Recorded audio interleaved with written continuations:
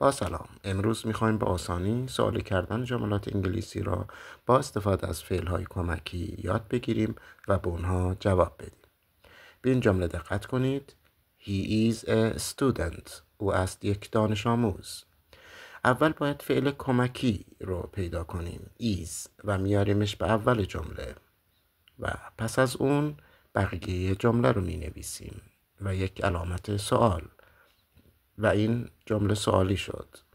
حالا جواب دادن. اگر مثبت میگیم yes he is و اگر منفیه میگیم no he isn't. یک مثال دیگر رو با هم کار میکنیم.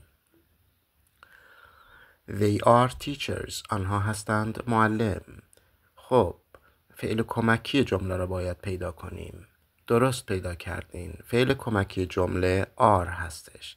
میاریمش اول جمله و جمله به این صورت در میاد are در اول جمله و ادامه جمله they teachers رو می نویسیم. میشه are they teachers.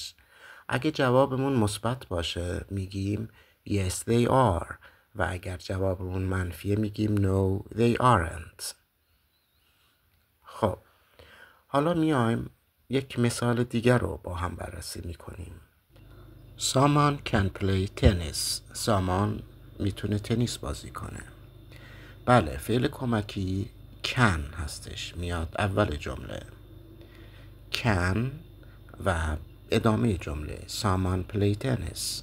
اگر مثبت جوابمون میشه yes he can و اگر منفیه میشه no he can't.